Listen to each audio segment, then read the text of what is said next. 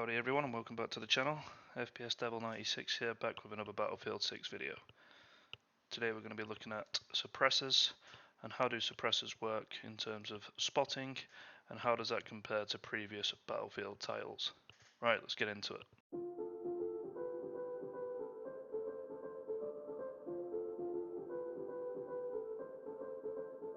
Yo, let's have a couple light drinks. Nothing heavy, I'm incredible. General, trust man, the levy.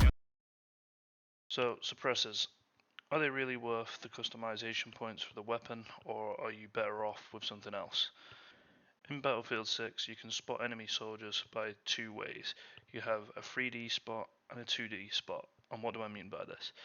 So a 3D spot, or also known as an in-world spotting, is basically when you fire an unsuppressed weapon or an enemy soldier sees you and spots you, it will place a marker above your head from approximately 5 seconds. In addition to this, you can also hard spot a target by double tapping the button that you use to spot. So if you're on mouse and keyboard, this would be Q, or if you're on a controller, so if you're on a PlayStation controller, it would be L1, and if you're on a Xbox controller, it would be LB. Hard spotting basically triples the duration of which you are spotted, keeping you on the map and in world spotted for around 15 seconds. Why is this useful? Well, it's useful for when you're assaulting a position, say a flag and conquest or a defense point on breakthrough.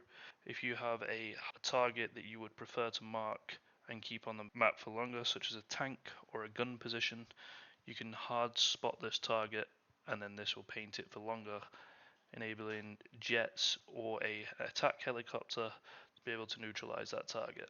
So how does suppressors stack up against this? Suppressors in Battlefield 3 and 4, the way they worked is when you fired a unsuppressed weapon, you would appear on the map and you would appear 3D spotted, placing a marker above your head, and this would mark your position in the world for enemy soldiers to see.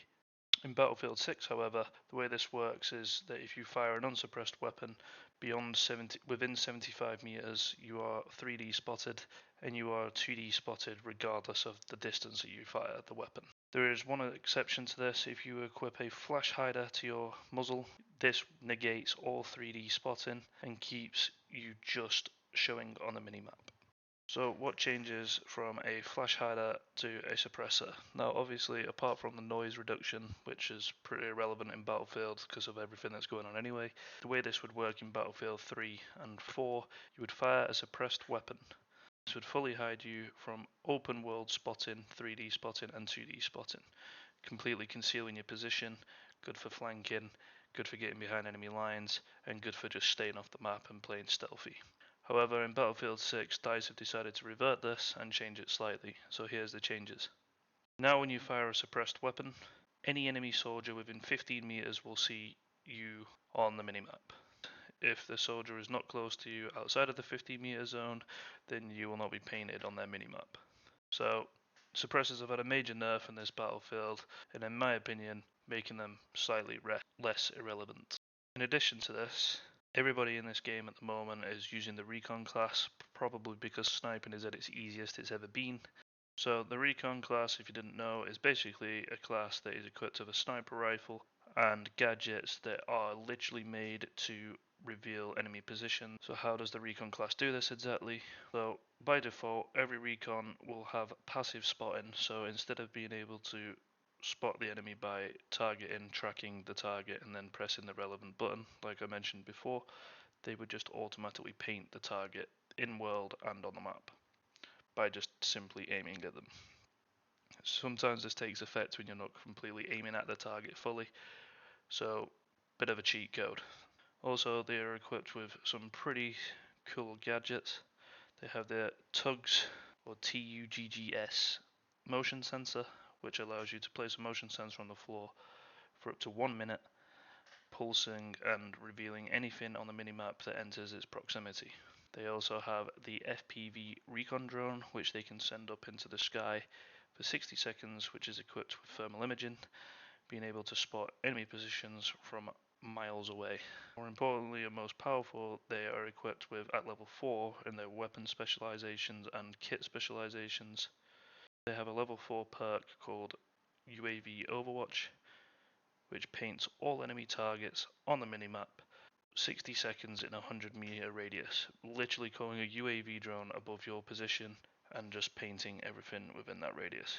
So this goes back to suppressors as a whole. I think they're pretty pointless at the moment because staying off the map in Battlefield 6 is ridiculously hard with all the recon players at the moment and the kit that the recon has.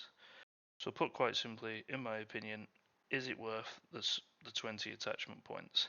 Now, unlike previous Battlefield titles, this game has about 4 different suppressors. However, again, with addition to still making these weapon changes, in my opinion, I think that you would be better using the 20 points from a suppressor to a compensated break and dealing with the precision stat and control stat, which again reduces recoil of the weapon, but more importantly tightens the bloom, which we all hate in this game. There are a couple niche scenarios where a suppressor may be handy, for example on a secondary weapon, but other than that I think for ARs and SMGs really no point.